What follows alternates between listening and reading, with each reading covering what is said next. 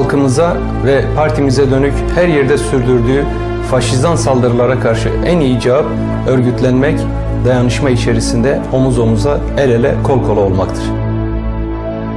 Hükümetiyle, devletiyle, medyasıyla, bu parlamentonun büyük çoğunluğuyla bu vicdan muhasebesinde zaten sınıfta kalındı. Ama ben vicdanı olan, insanlığa saygısı olan, kendisine insanım diyenlere seslenmek istiyorum.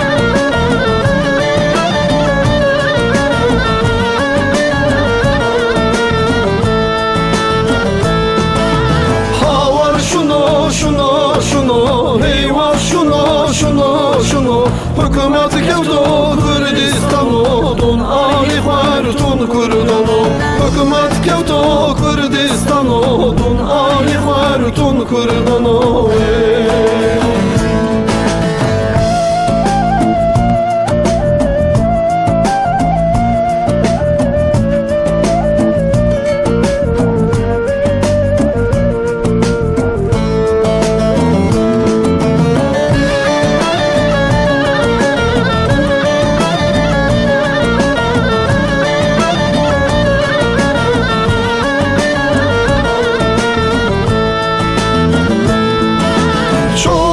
Harpiyet agidunu havar şunu Dersim Ahmet şehidunu havar şunu Ya tekarraki tifin gunu havar şunu Hükümet kefto Kürdistan'u dun ali khwartun Kürdan'u Hükümet kefto Kürdistan'u dun ali khwartun Kürdan'u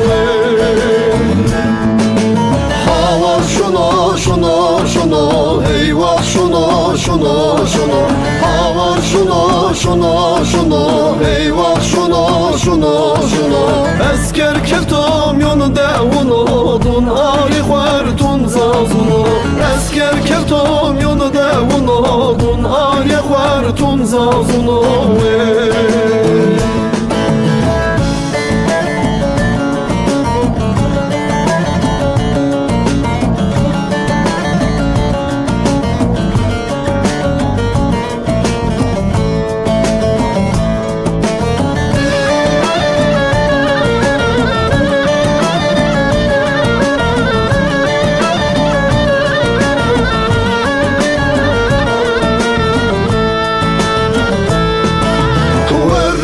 Khwartun kuyunu havar şunu Senin on veradifin gunu havar şunu Hayya khelasi kurdunu havar şunu Esker keftom yonu devunu dun ali khwartun kurdunu Esker keftom yonu devunu dun ali khwartun kurdunu Mazazuna havar şunu Hayya astari azmina havar şunu Haber bedin hevalunu havar şunu Hükümet keftum yonu devunu dun ali khwartun zazunu Hükümet keftum yonu devunu dun ali khwartun zazunu Bu ülkedeki coğrafyanın tarihi olarak hangi adlarla nasıl anıldığını bir araştırmasını öneririm. Eğer bunu araştırırsa 12. yüzyılda Sultan Sencer tarafından, Selçuklu Sultanı Sencer tarafından Kürdistan vilayetinin ve Kürt coğrafyasının resmi olarak kullanıldığını görecektir.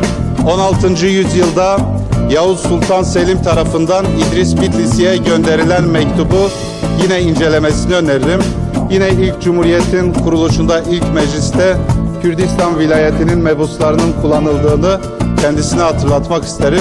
Burada bazı korkuları aşmamız gerekiyor. Kürt coğrafyası demekle bu ülkeyi bölme niyeti herhangi bir şekilde dışa vurulmuyor. Eğer öyle bir niyetimiz olsa buraya gelir, her türlü bedeli ödemeye hazır insanlar olarak bunu da ifade ederiz. Biz bu ülkenin bütünlüğü içerisinde demokratik özellik projesi çerçevesinde bütün halkların ortak bir gelecek kaderini savunuyoruz. Bunu savunmaya devam edeceğiz.